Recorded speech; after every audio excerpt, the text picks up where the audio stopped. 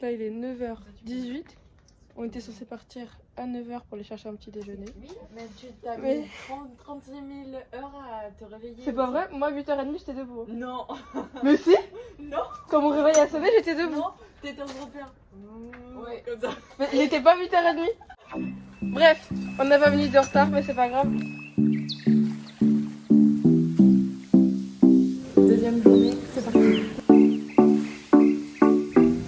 Vous êtes très exigeante. Sans les mains. Oriane, elle est en train de chanter.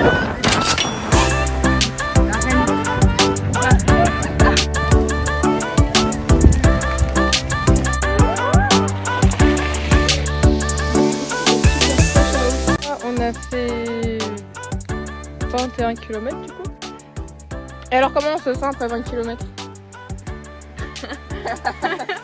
Ouais, ça va. En vrai, genre à chaque fois c'est le début. Moi franchement le début à chaque fois genre prendre le rythme, c'est dur. On ne s'entraîne en France. Donc voilà, on a fait la moitié. Il nous reste l'autre moitié.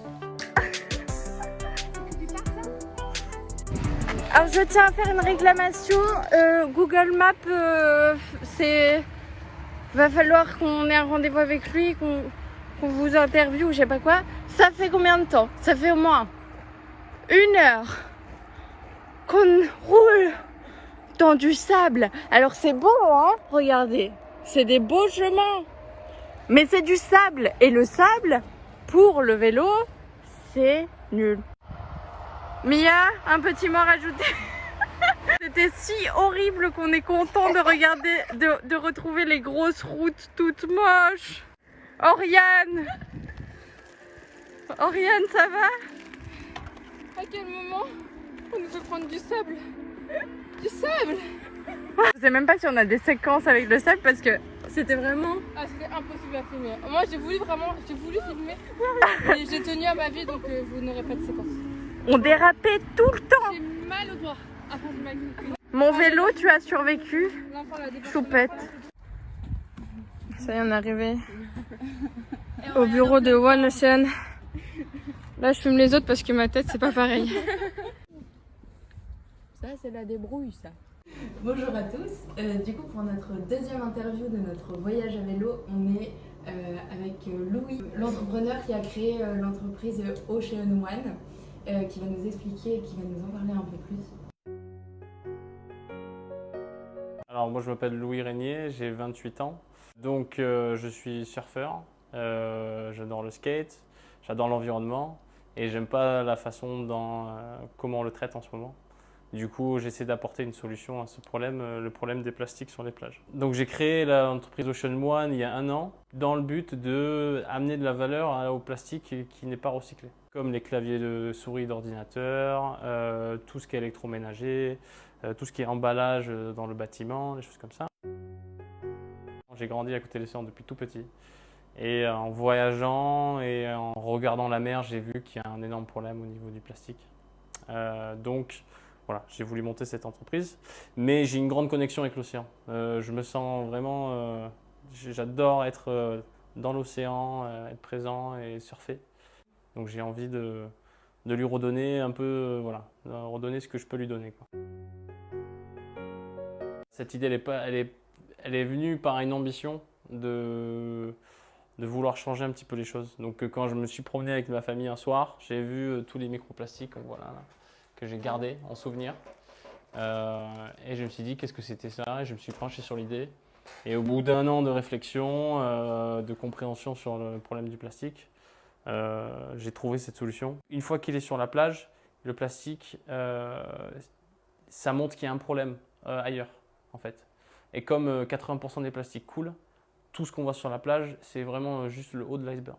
Okay. Donc en fait, nous, on va une étape un petit peu en arrière, on se dit pourquoi le plastique il va dans l'océan, voilà, à la base. Les plastiques qu'on prend viennent du bâtiment et des entreprises spécialisées. Parce que les plastiques sont souvent mélangés, ils ne sont pas bien triés, et du coup, ils sont juste enfouis ou envoyés dans des déchetteries à ciel ouvert. Et du coup, une fois qu'il y a un peu de vent, ça va dans l'océan. Aussi, ce que j'ai compris, c'est que vous faites des plaques. Alors ces plastiques-là, pour l'instant, nous, ça nous sert à faire des petits produits comme des horloges, parce que nous, on est vraiment encore en phase test. Mais ces plastiques-là seront utilisés comme un nouveau matériau. Donc nous, on va devenir en fin d'année un industriel de ce matériau. Donc de faire des plaques de 2 mètres par 1 mètre pour qu'après soit utilisé en mobilier par exemple, en architecture intérieure, des pièces de bateau, des objets comme des horloges. Ça peut devenir ce qu'on veut quoi, après. C'est du futur, je sais pas. Mais on espère que c'est quelque chose qui sera utilisé parce que c'est bénéfique quoi. C'est un matériau qui fait compétition au quartz, au marbre et sans le côté d'extraction des montagnes, la déforestation des montagnes, des choses comme ça. C'est pas dans l'intérêt en fait parce que c'est quelque chose qui coûte cher quand même. Économiquement c'est cher. Alors, il existe 2 entreprises similaires en Europe, mais qui n'ont pas le même axe que j'ai par rapport à l'océan. Donc, il y en a une à Paris et une aux Pays-Bas.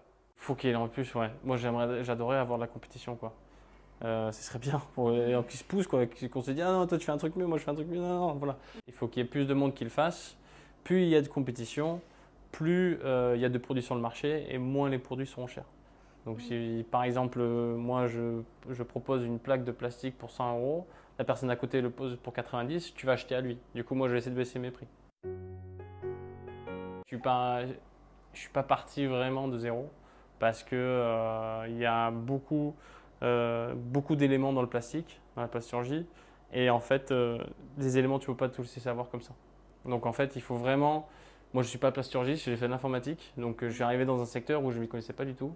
Donc il fallait absolument que j'apprenne et il y a beaucoup d'associations en fait, qui donnent les éléments, les outils pour que les entreprises se montent pour le recyclage de plastique. Du coup, il y a une association qui s'appelle Precious Plastic qui est basée à Amsterdam. Et du coup, eux, leur but c'était de donner tous les outils nécessaires à une entreprise pour se lancer dans le recyclage de plastique gratuitement. Ouais, c'est ça. C'est ça, et en fouinant, en trouvant, on peut trouver des solutions. Donc il y a toujours des solutions en fait. C'est ça, surtout dans l'écologie. Je trouve qu'il y a un entraide énorme. Les gens sont toujours prêts à filer un coup de main parce qu'on a les mêmes valeurs. Le conseil que je donnerais, c'est faire avec la passion. Parce que si on le fait pour l'argent, au début, on va être très vite découragé et on va quitter. Parce que ça fait 1 an que j'ai pas pris de vacances, ça fait 1 an où je débauche à 21 h tous les soirs, des choses comme ça. Donc sans passion, je ne serais pas arrivé, quoi. Alors on commence à voir maintenant une demande très forte en plastique recyclé.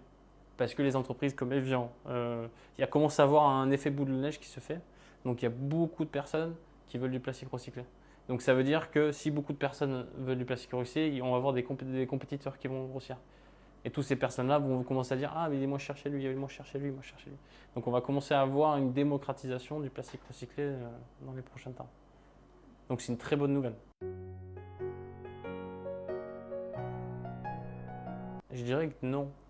Je dirais qu'au contraire, je pense que bien sûr les gros industriels, ils ont les ressources derrière. Ils peuvent forcément éteindre les petits comme ils veulent.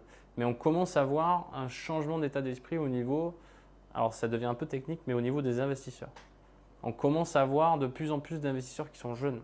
Je ne sais pas si vous regardez sur YouTube, il y a beaucoup de publicité maintenant pour le trading, donc pour faire des investissements. Donc en fait, ça commence à se démocratiser ça. Donc ça veut dire que les gens peuvent, par exemple, payer pour donner 5 € à une entreprise en espérant un retour dans quelques années de 7 €. J'ai dit des bêtises. Donc on commence à avoir une démocratisation des investissements. Et ça, ce que ça veut dire, c'est que vous comme moi, on peut commencer à investir dans des petites entreprises et donner de l'argent ou donner de l'investissement et de l'encouragement à des petites entreprises comparées à des grosses.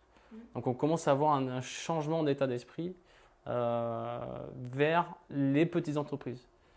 Et en fait, beaucoup de petites entreprises commencent à être très différentes des gros industriels.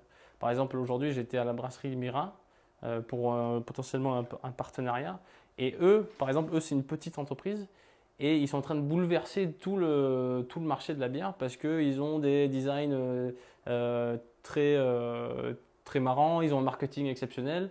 Et en fait, ces petites entreprises-là, avec les investissements, peuvent grandir et attaquer les gros. Donc je pense qu'il y a de plus en plus, il y a une phase où les petites entreprises ont de plus en plus de pouvoir. Les gros industriels, maintenant, surtout avec notre génération, commencent à se dire « Ah non, on n'aime pas trop les gros industriels, on va essayer de favoriser les petites entreprises. » Et on a les ressources pour le faire maintenant. Mais c'est bien sûr que c'est eux qui polluent le plus, toujours. C'est eux qui resteront comme ça, je pense. Mais c'est nous, les petites entreprises, qui vont essayer de changer tout ça, quoi. Et dans quelle mesure ça... Non, l'idéal, c'est qu'il n'y en ait pas. Bah ouais. C'est ça l'idéal. Mais on est tellement dans une situation où on augmente notre production de plastique, on n'a pas le choix que d'essayer de trouver une solution pour ces plastiques-là. Surtout que là, on augmente notre production de plastique de 40%. Ici, c'est les phases test. C'est là où on teste les plastiques pour voir comment ils réagissent avec le chaud et comment ils réagissent à la pression. Donc, en fait, on vient chauffer certains types de plastique là-dedans. Donc un four très basique. Le recyclage du plastique, c'est un procédé hyper simple. Donc on vient le chauffer comme ça. Une fois qu'il est chauffé, on le transfère ici à une fraise 6 tonnes et on vient le presser. Et une fois pressé, ça donne par exemple des choses comme ça. Ouais, la matière première est déjà colorée, donc il n'y a aucun autre additif parce que sinon ce sera pas recyclable. Ça s'appelle du HDPE, du polyéthylène haute densité. C'est quelque chose qui est incassable. Vous pouvez pas le casser. Vas-y, Juliette, montre-moi tes biscottos. Les biscuits. Du coup, regardez, hop. C'est un autre type de plastique, donc on a mélangé. Bon, c'est moins joli, mais voilà. Et on y voit ce qu'on veut dedans. Une fois avec le plastique, avec assez de plastique, on arrive à faire, vous voyez, des plaques comme ça. Des grosses plaques, vous voyez, comme ça aussi, derrière. Pour l'instant, on en fait des petits objets. On travaille des fois avec des espèces de coworking qui veulent des tables, des choses comme ça. Et pour l'instant, on est sur les marchés du bassin Arcachon et on vend, on essaie de montrer un petit peu ce qu'on peut faire avec du plastique recyclé. Interview, c'était trop bien aussi. Et moi, j'ai compris. Ça c'est bien. J'ai compris ce qu'il a dit. Moi aussi. Vous étiez un peu raplapla. Hein. On a pensé quoi? Waouh. Je suis grave d'accord. En plus, quand tu sais pas ce que tu dois dire, tu dis juste c'est ultra intéressant. Je trouve que ça passe pour tout.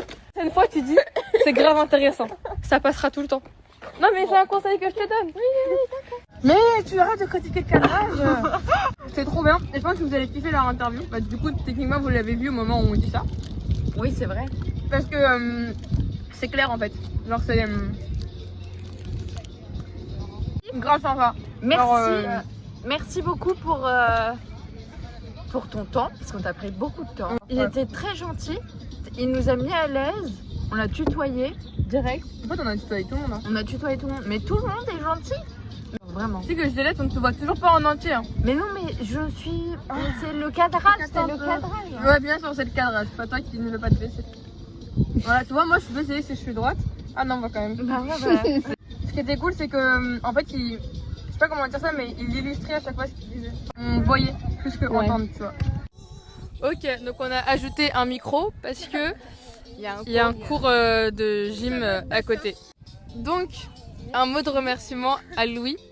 Et bah déjà, merci.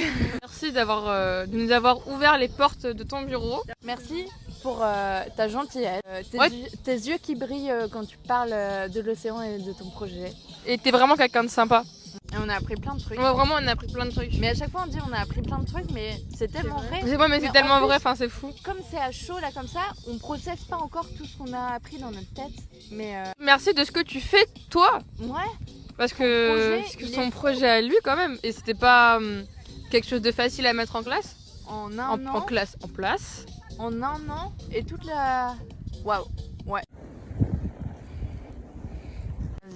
Coucou, là on est à l'hôtel.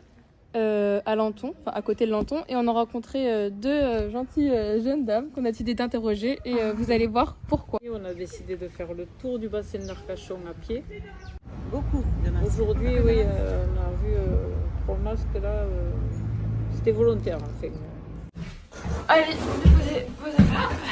On est où nous? Où tu veux? Ouh.